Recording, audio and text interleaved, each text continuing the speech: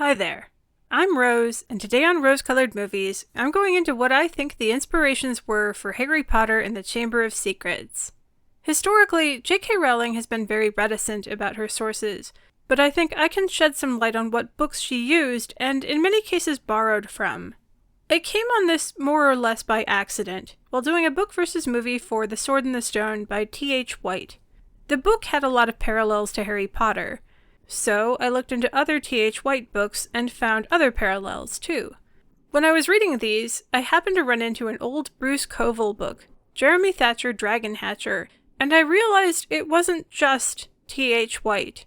It seemed like J.K. Rowling had drawn from the works of a bunch of other authors to compose her Harry Potter books. And not just for inspiration. I think Rowling would often reuse whole plot segments, sometimes even grabbing lines she liked and rewriting them only slightly. One of the main characters in Chamber of Secrets is a famous author named Gilderoy Lockhart, who admits at the end of the book to stealing all his stories from other people. Rowling has said that Lockhart was based on someone she knew, but for all that he is denounced as a phony at the end of the book, I think Rowling used his example to construct her series, and became very much like Gilderoy Lockhart herself.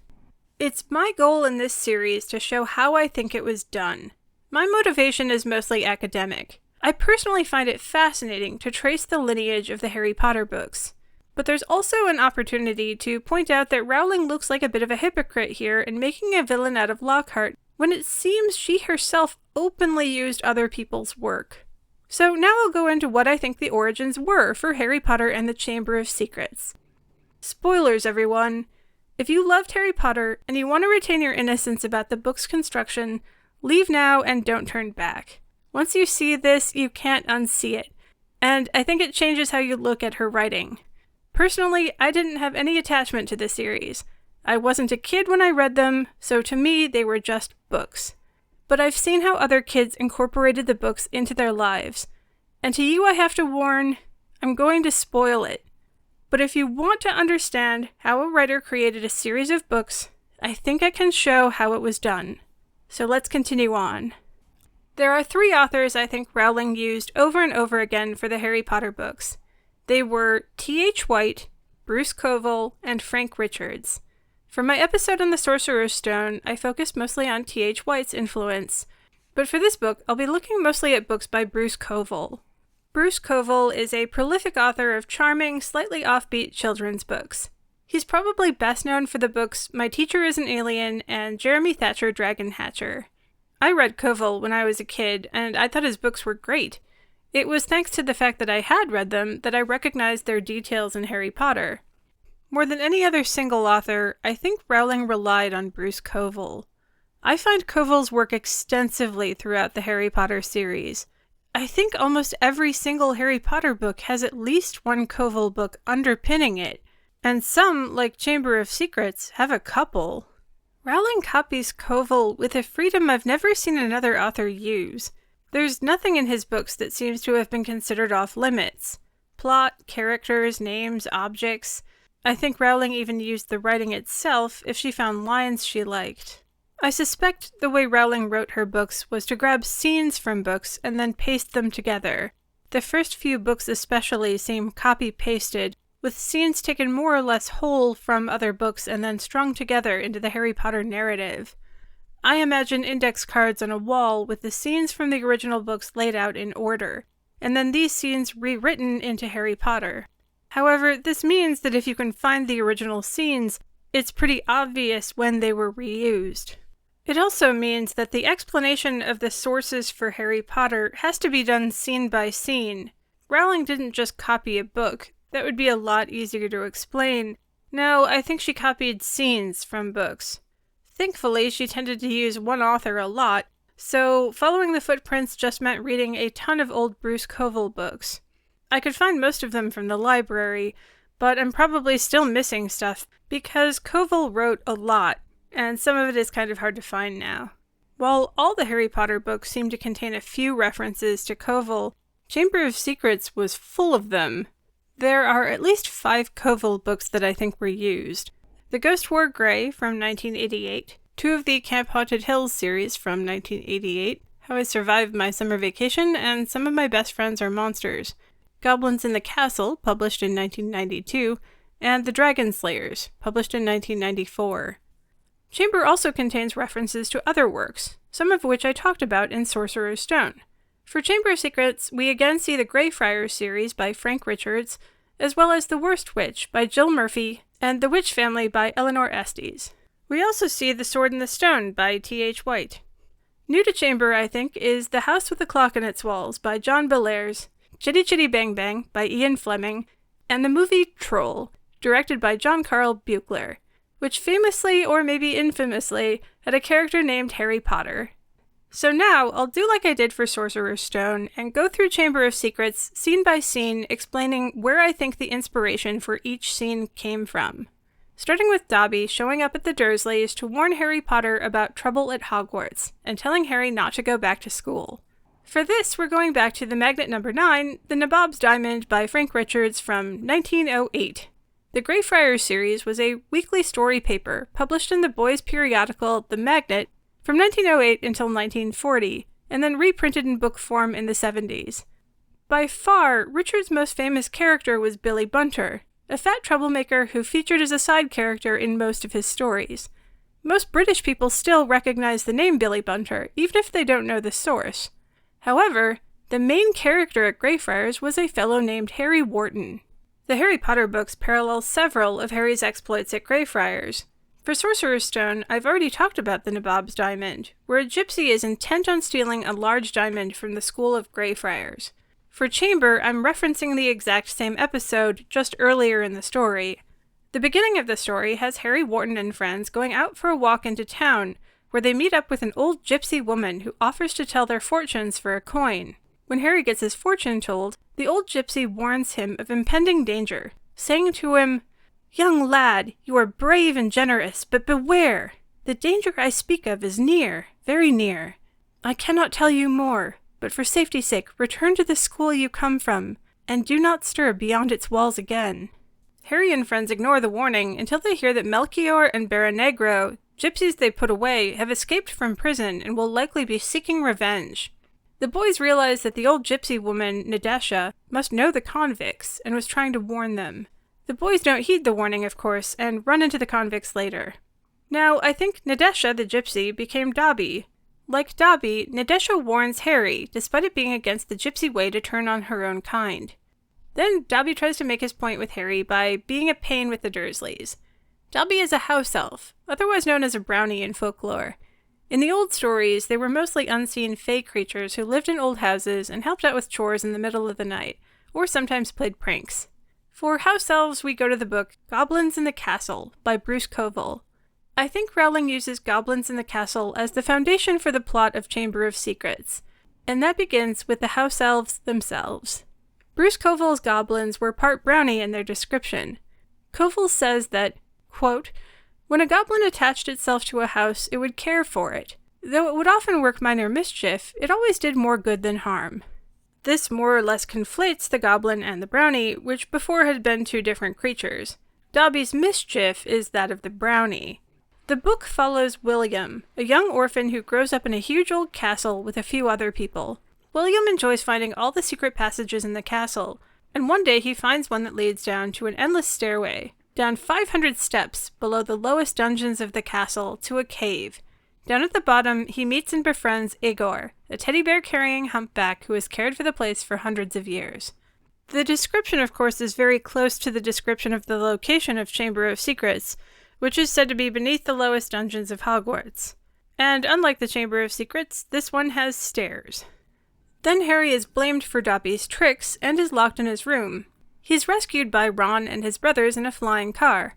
Magical flying cars can pretty much all trace their ancestry back to the great Chitty Chitty Bang Bang, the magical flying car in the book by Ian Fleming. The Fort Anglia in Chamber of Secrets is a lot like Chitty, in that both the magical cars have a personality. Ron's flying car has opinions about being flown, tossing the boys out after they crash at Hogwarts, before running off into the forest. It's one of the only, if not the only magical item in Harry Potter that acts on its own. Chitty Chitty Bang Bang also had the ability to act on its own, steering itself, or shutting down completely when it sees danger ahead. Like Ron's car, it also saves the children when they're in danger, coming in with help at the last minute. About Ron's broken wand, I think this was from The Worst Witch by Jill Murphy. The main character in the book, Mildred Hubble, had broken her broomstick during flying practice, and she just tapes the two halves back together. The teachers don't want her to use this taped-together broom for a flying demonstration, which makes way for the plot with a cursed broomstick, similar to the one in Sorcerer's Stone. Then we go to magical racism and mudbloods, and here we're going to the Bruce Coville book The Ghost War Grey, about the ghost of a Confederate soldier who recruits a girl who can see ghosts to help locate a treasure he had buried before his death. The Confederates, of course, were the southern states that banded together in the Civil War to fight to maintain slavery in the United States. The handsome captain in the book was a Confederate spy sent north to purchase arms and ammo to be used against the Underground Railroad, the secret network that helped move slaves to Canada where they would be free. I believe this book is the source for all themes about racism, slavery, and emancipation in Chamber of Secrets. I also think this book is why the house elves have all suddenly become slaves, who are bound to a family and answerable to the will of their masters. Why Rowling felt like the magical aristocracy also needed slavery, I don't know, and it certainly adds an extra level of ick to the book. About the term mudblood for someone with no wizarding blood, I think the term might be related to a term I found in The Ghost War Grey.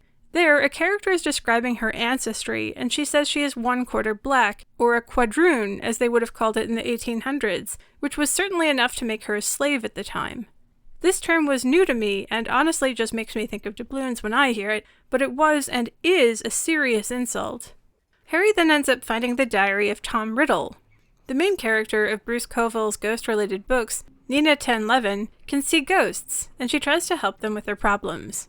In The Ghost War Grey, Nina is staying at an old inn where she finds a handsome Confederate ghost. This ghost directs Nina to his diary, which has been hidden in an old trunk.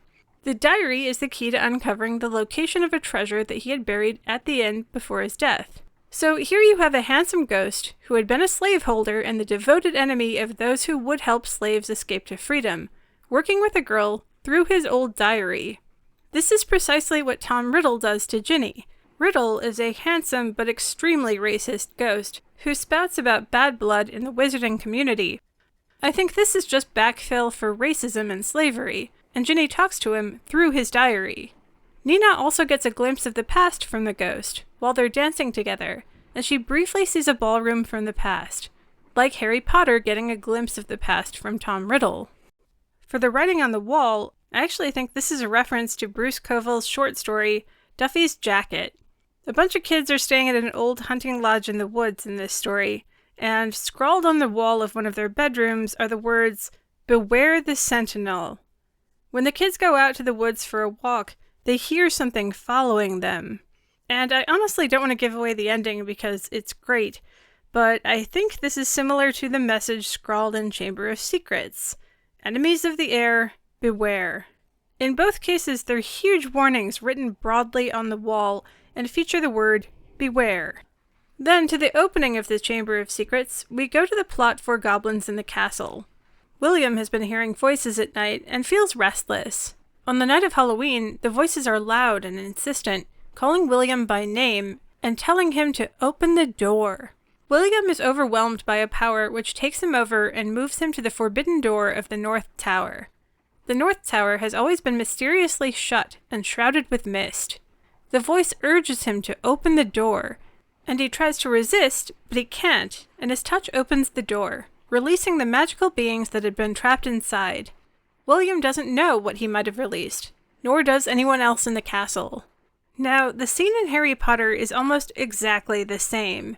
Ginny Weasley is taken over by a spirit and used to open a long-locked magical door, freeing an unknown monster. Just like William, she does this on Halloween, and just like William, she is compelled to do so and doesn't want to. Like William, Harry hears voices in the walls, but I think this also harkens back to another book, The House with a Clock in Its Walls by John Bellairs. In this book, an orphan named Lewis moves into a mansion with his magical uncle, where the sound of a clock ticking can be heard behind all the walls of the house. Harry hears the voice coming from inside the walls, but for him it's a snake in the plumbing. So in his case, it's the castle with the snake in its walls. Then Harry Potter has a Quidditch match where a rogue bludger keeps trying to attack him.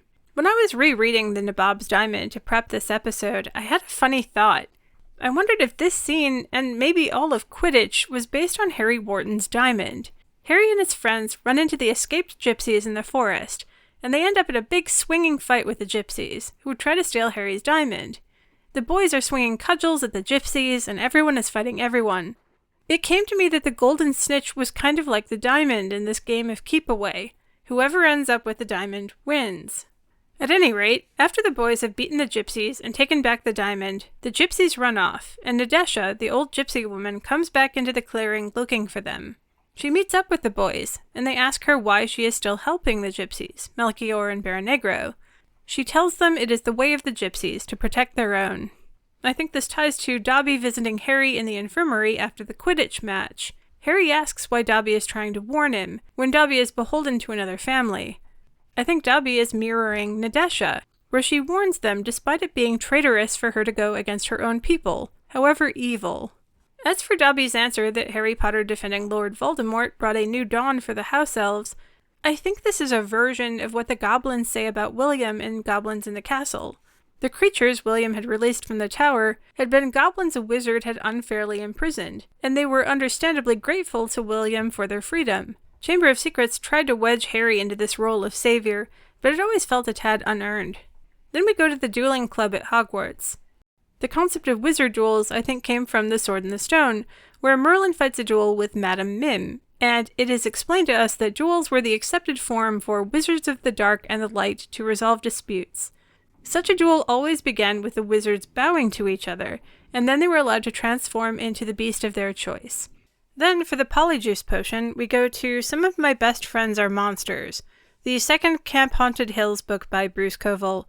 This series follows a young boy named Stuart who goes to movie-making summer camp.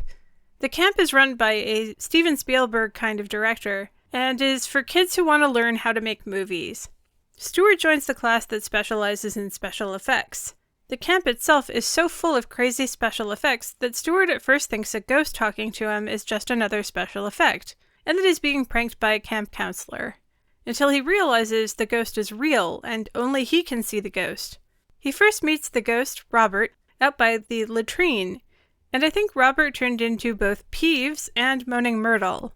Robert is a funny guy who plays tricks on Stuart, but is mostly charming. We also find him haunting a toilet, like Myrtle.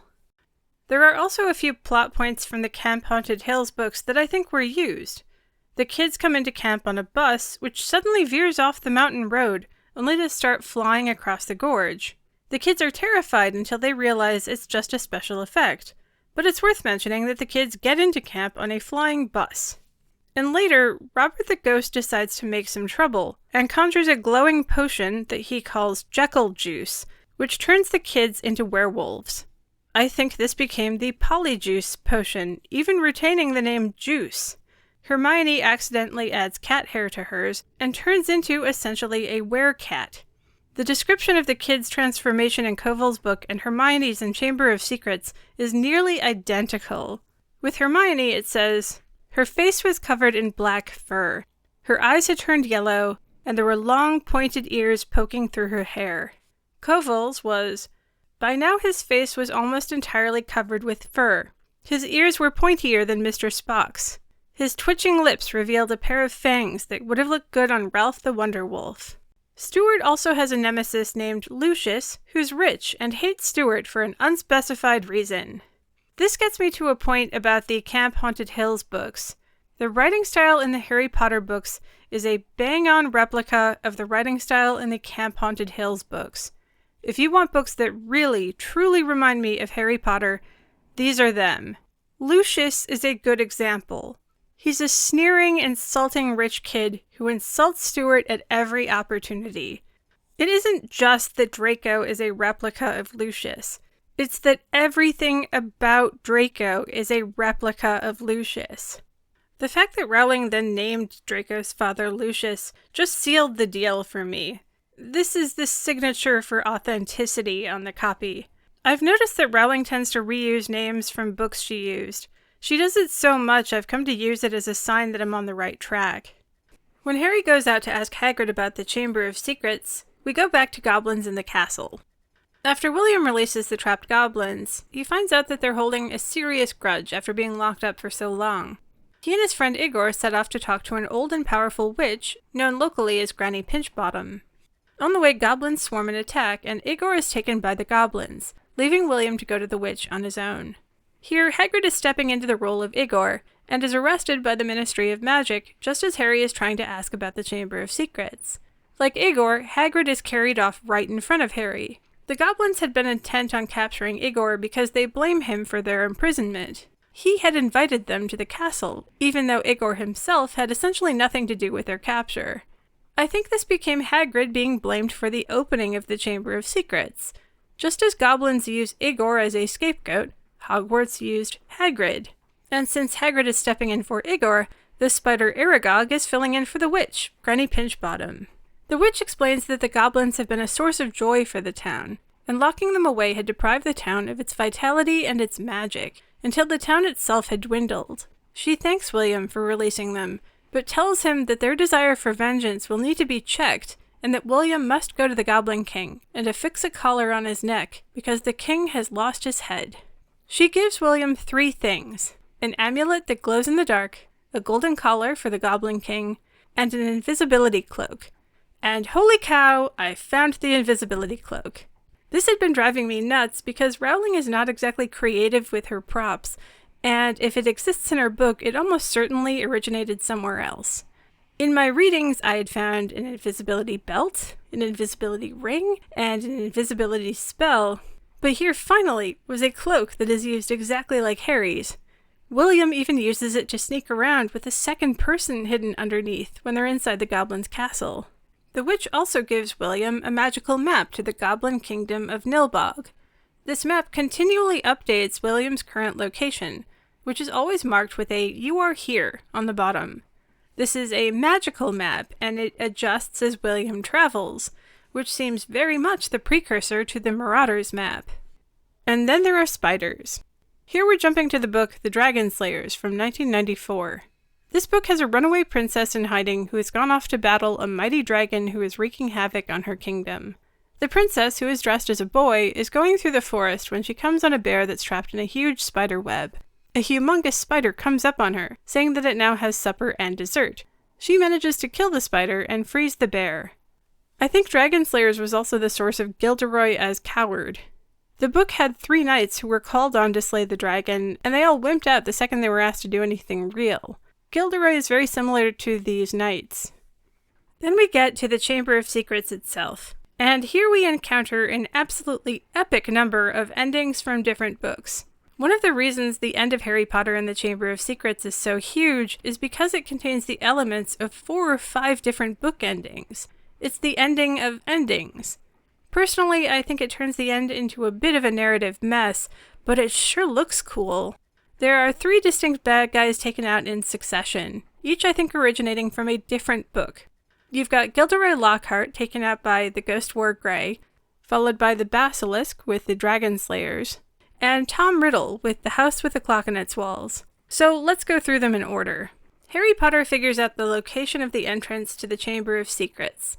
He and Ron bring Gilderoy Lockhart, despite the fact that Lockhart had just threatened the 2 of them, and admitted that he's useless because he stole all his stories from other people. Down below, he grabs Ron's messed up wand to try and attack them, but the spell backfires, erasing his memory. I think this is a version of what happened at the end of the Ghost War Grey, where the bad guy follows Nina to where she goes to dig up the ghost's lost treasure, and once she finds it, he comes out and threatens her with a gun. But then he ends up taking himself out by tripping backwards into the hole and hitting his head on the gravestone. Then Harry goes into the chamber and sees Ginny lying there unconscious. Here we're walking into the end of the movie Troll from 1986. Troll was a budget fantasy/horror movie, and probably would have been long since forgotten, except for the fact that the main character of the movie is a flannel-wearing teenage boy named Harry Potter. Harry Potter lives in an apartment building, which is slowly being taken over by a magical troll, and the only person who can help is a witch who lives on the top floor of the building. Harry Potter's sister has been taken by the troll, and Harry Potter ends up going into the troll's lair to save his unconscious sister. I would have dismissed Troll, I wanted to dismiss Troll as a dumb coincidence, but it bears enough similarities to Harry Potter to hold its relevance. It also has a very young, fresh-faced Julia Louis-Dreyfus getting turned into a forest nymph in one of her very first acting gigs. Also, the kid from Troll is played by Noah Hathaway, who played Atreyu in The Neverending Story. Okay, on to ending 3, where Tom calls the basilisk and Harry has to fight a very large snake. I think everything from this is pulled from The Dragon Slayers. The end of the book sees the intrepid gang of heroes confront an enormous dragon in the forest. A knight and his squire are there, and the knight has been smashed against a tree and is unconscious. The boy is trying to administer a cure to the knight's wounds, a potion a witch had given him that could cure any wound. Meanwhile, the boy's friends, a fox and a cat, are trying to distract the dragon. Then the princess in boy's clothes comes swinging in on a vine, and she confronts the dragon single-handed, and she defeats it in the old ways of magic by saying its true name, and its name is Fear. I think the princess became the phoenix, who flies in at the last second to defeat the dragon. The curative potion given to the knight became phoenix tears, and I think the knight became Ginny. The death of the basilisk was a bit like the princess killing the giant spider. She stabbed it from beneath and got spider goo all over her sword. Then, in the next ending, Harry stabs the diary with a poisoned fang, killing the diary ghost. Here, we're finishing off the house with a clock in its walls. At the end of the book, they find the clock itself in a hidden room in the basement of the house. The clock has been working to bring its previous owner, Isaac Izard, back to life. They can see his ghostly form near the clock. He is almost fully formed again, and once he's back, he will bring about the end of the world. Lewis and his friends are almost stopped by Isaac's wife, Selena, who comes on them carrying a hand of glory. This paralyzes 2 of them, but Lewis sees the reflection of the hand in the glass of the clock face and recognizes it and doesn't turn around. Instead, he smashes the clock, and when the gears keep spinning, he rips the pendulum out of the clock, which stops it for good, also stopping Isaac from coming back to life, and it also destroys Selena. The scene with Harry stabbing the diary is incredibly similar.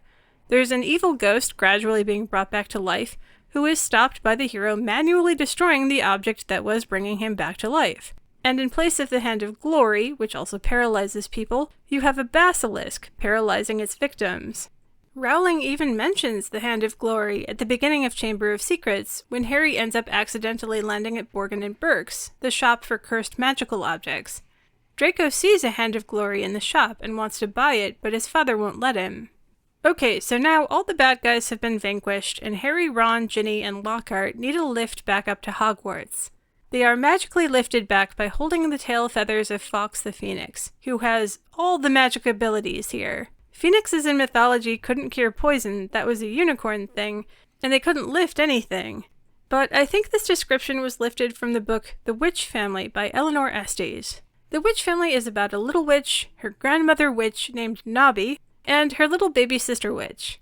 If you know any little girls who want to be a witch, they would probably adore this book, which got me calling noodles Nudoos for at least a month. The book is seriously adorable. It would take a harder-hearted person than I not to be charmed by its witches. One of the little girl's companions is a spelling bee named Malachi. He's a big fat bumblebee that spells out everything he says, and is awesome. When the little witch girl gets captured by a bunch of other little witch girls, she calls out to him to save her. She asks Malachi if it's true that a bee can carry objects that weigh more than itself, and he spells out the word true. She then asks him to fly her home, since her broomstick is acting up, and he swells to a huge size, becoming an enormous fuzzy bumblebee, and flies her out. What struck me was how similar the line Rowling used was to the one in the Witch Family. Also, I think Dobby was named for Nobby, the old grandmother witch in the book. Back in Hogwarts, Harry makes Lucius Malfoy accidentally free his slave, Dobby. For this ending, we need to go back to the Nabob's Diamond and Nadesha, who had come to Greyfriars to warn Harry Wharton when the gypsies were coming to the school to steal the diamond. Harry was worried that by doing so, Nadesha has broken from the gypsies, and he asks the headmaster if they could find a place for Nadesha at the school.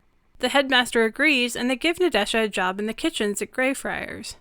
So, Chamber of Secrets ends, Harry is declared a hero, again. Everyone has been cured, and Gryffindor wins the House Cup. The end of the Nabob's Diamond also has Harry Wharton declared a hero by his school for saving the diamond from being stolen by the gypsies, and getting the gypsies captured in the process. Here's the thing. I could be totally wrong, and all the similarities I see here might just be a complete coincidence, and I'm seeing faces in clouds.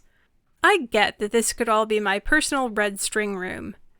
But if it's true, then I think J.K. Rowling stole great big gobs of her books from other authors. The second book is like a strange, smushed-together collection of Bruce Coville books.